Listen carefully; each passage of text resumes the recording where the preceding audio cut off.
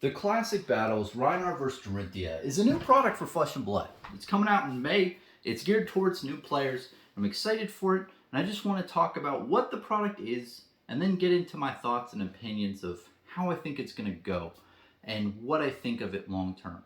Now, what it is, right? It's going to be a $50 box that has two Blitz decks, Dorinthea, Rhinar. It looks like Dory has like a new ability from the looks of it. And also, it's not just Dawnblade, it's going to be Dawnblade Resplendent, a new weapon for a warrior, I guess, for Dorinthea. That seems pretty cool. And it's going to be, you're going to have cold foil weapon cards and cold foil hero cards of Dorinthea and also of Rhinar. I'm guessing Rhinar has some other type of ability too versus like the basic Rhinar ability. Same with his axe. We'll probably see something a little bit different. And overall, you know, it's new cards coming into the game, which is very interesting to me. I wonder if they're going to make the decks any different, or if they're going to add any new cards that aren't in sets already. It's going to be very interesting to see what cards are actually in the box. From what we know, it's two decks that are Blitz decks, so 40 cards apiece, and then you have your weapon, armor, and hero card. Hero cards are cold foil. Weapon cards are cold foil. Pretty cool. Also, what we have is a lore booklet. Now, kind of concerned on the booklet part. When you say booklet, I'm thinking a little bit of a, not hardcover, more of a paperback. So more on that in a bit. And then we have a quick start playmat. I'm not sure what a quick start playmat is. I really hope it's neoprene rubber. But all in all, man, it comes in a box. And it's $50 for the two dual decks. And then you have a lore book explaining why people are, bashing each other's head in with swords and axes and why they are fighting, which is great. And then also you have the playmats as well. So you have a whole starter kit in a box. And I really want to go into my thoughts on this. And at first I want to say, for getting new players into the game of Flesh and Blood, $50 is a little steep. It's a little bit amount of money, I'm not going to lie. But what does intrigue me is the cold foil heroes and weapons. So, you're going to have some value there. So it seems like from this product, the value is mainly going towards the cold foil cards that are in the box. Also, you have different alternate art of Dory and also of Rhinar, of a different type of artwork. And it seems like they have a new type of ability that's used for Blitz. That's also intriguing. Also, what I didn't initially mention is that there are mentor cards in the rainbow foil mentor cards that are going to have also some value in there. So I think there's definitely value to those types of cards. I think the cold foils are probably going to go around, I don't know, what do you think, guys? 5 to 10 range. And also the mentor card is probably going to be around the 5 to 10 range. At initial release, it might go down as people open these things up and if they're trying to sell their singles and trying to get rid of them. But all in all, I think that the value is there, but it's only for this specific hot cards. I honestly, overall, I think that they could have added more to this box. If I'm being very critical and very honest with you, I think at a minimum they should have put extra cards for Dory and Rhinar so that you could have classic constructed ability.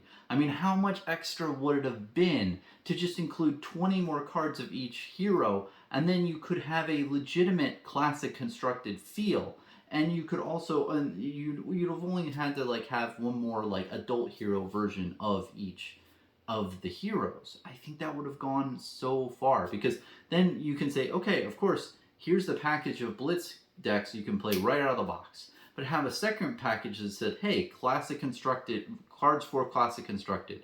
And then you put those into your base deck if you wanted to play CC. I think that would have worked out great, because I love Blitz. Blitz is great, but it's not the game. When you play classic constructed, like I remember when I first started in Flesh and Blood, I played Blitz. And I was like, oh, this is fun. But then when I played classic constructed, I was like, oh shit, this is the game. This is Flesh and Blood. It's hard to explain without really just playing the game, but I've heard many people say that. Once they played Classic Constructed, they're like, okay, this is the game. This is cool. And overall, if I can say a positive thing, I like that it's in a box. I like it that it's a boxed game. if you're trying to appeal to your consumer market, I feel like Flesh and Blood hasn't really appealed to the board game type people. And when those type of board game type people, they're used to having a consumer mindset of I only buy things in boxes. I don't buy booster boxes, I don't buy booster packs. I only buy a thing in a box. So I think that that is a huge market that Flesh and Blood is obtaining here, or potentially new customers that haven't purchased Flesh and Blood in the past. So if I can say one giant like big thing that I'm happy about with this product is it's boxed. It is appealing to the boxed player base in that way. And I like that it's like that. But overall, when I think of like getting new players into the game, I think that really their focus, Flesh and Blood, in 2022, the game's been out for a little over 3 years now, right? Or around 3 years. It's been out for a bit. I think that from my experience of going to local game stores, seeing people in Flesh and Blood, seeing people playing the game of Flesh and Blood in competitive play and at local game stores, their primary market that they're having is from 25 years old to 35 years old. Of course, you have outliers and everything like that. But in the US, in Florida, where I'm located, I've seen the primary market is within 25 to 35. Now, the great thing about that is that you're gathering people who have, paying jobs. You're getting people who are still younger, who have that mindset of playing card games, but also now have disposable income, who can collect and pay for an expensive hobby. But I think, in my mind, if I was trying to get new players into Flesh and Blood, I think the two major markets that really LSS should focus on are college kids and high school kids. Now, high school kids, it's kind of hard to get into that market because the game is 16 plus. And when you market the high school kids, there's more of a gray area. Now, college kids, on the other hand, I think are a ripe, perfect market to get into. And I think that that is really what Flesh and Blood needs to focus on, getting and building a bigger player base in that realm. Because currently, man, like, I don't have that much free time. I'll tell you what. And you might say, Bronson, this is the first video you've made in like a week and a half or 2 weeks. And I know, and I'm sorry, man. I'm just busy as hell. And a lot of people who are within the age range of 25 to 35, especially, are busy as hell, man. We got a lot of stuff going on. It's hard to keep up with trading card games as much as I want to, and as much as I really just want to, play as many games of Flesh and Blood as I can. I just don't have the fucking time. Now, if I was in college, what have you, oh, let me tell you, man, it was a completely different scenario in college. I had a shitload of time. I had a ton of time to just play games. Of course, I studied and, did tests and whatever, but you have a lot of free time in college, let me tell you. And having Flesh and Blood put into the hands of college students and people who are younger, in the age range of 18 to 25, I feel like that is a perfect market to really encapsulate and to grow, because I don't feel like Flesh and Blood has totally penetrated that type of market.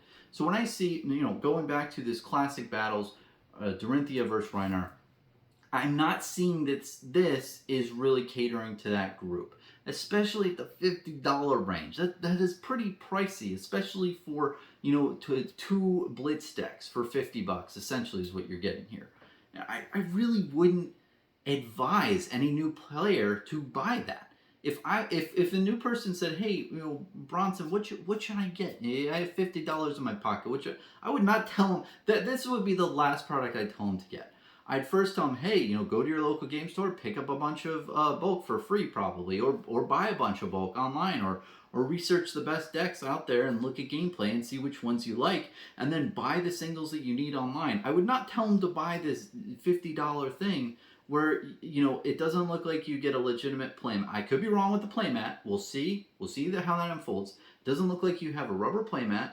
The lore booklet it's not a hardcover book, so it doesn't sound good. And then also the dual decks, like, you're probably not going to play Blitz too much when you're playing competitively. People play Classic Constructed mainly, so you're not really getting those cards.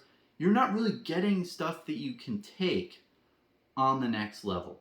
And when I say that, I mean, if you're going to a pro tour, right? Or if you're competing in nationals or competing in any events, think about what you get in this box and think of how much stuff you can take from this box and take to those events. And you can't take much. I mean, maybe the commons and rares, or maybe if they have nice majestics or you can't take the mentor card because that's only blitz only, and you can't take the hero card. You might be able to take the weapon card. We don't know, but I mean, you can't take much value out of this product and put it in the high competitive play area, and that's what concerns me. Is because when you want to get new players in the game, you want to offer them a product that they can take, learn, adjust, and then bring forward. You don't want to give them a product that's only in a limited box.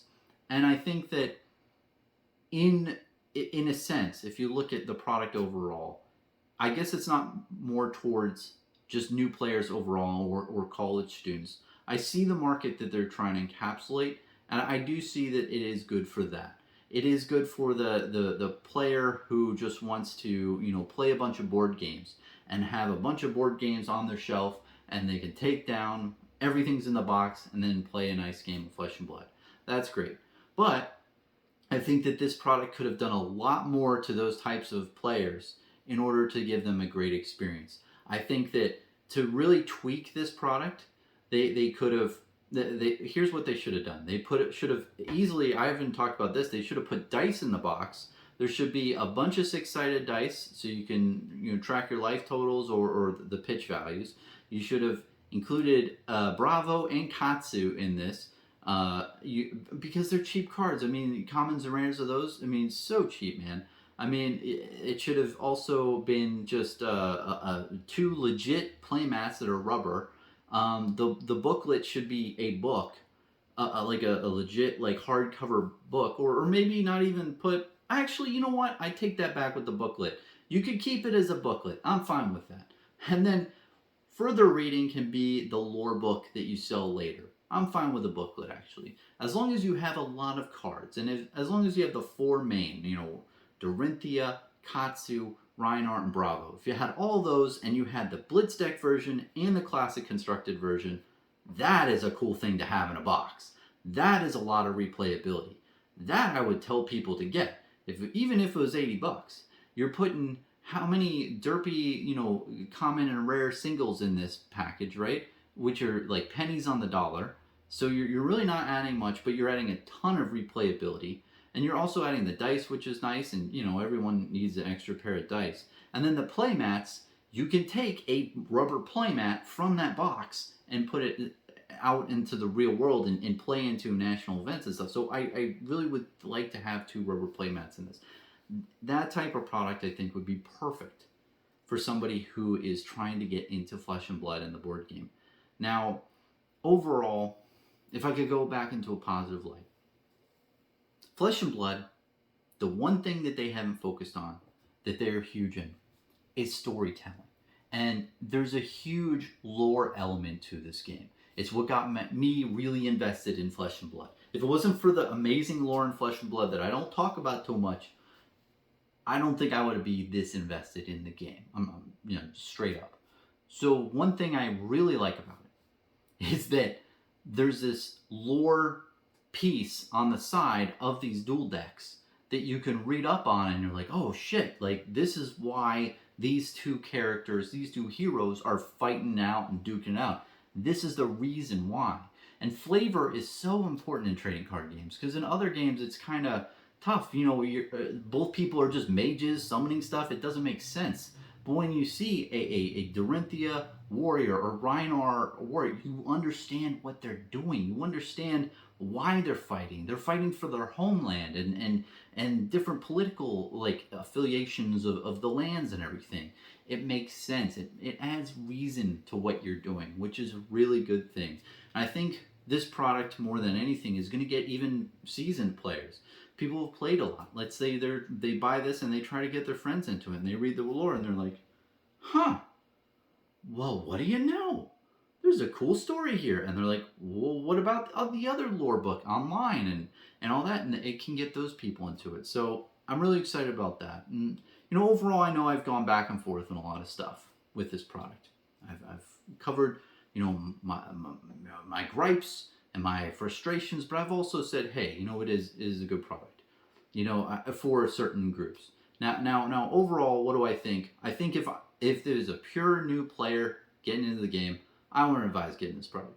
But if it's somebody who's trying to just play a lot of board games and have something else on their shelf, I think this is a good product for them. And I see why Legend Story Studios is putting it in the box.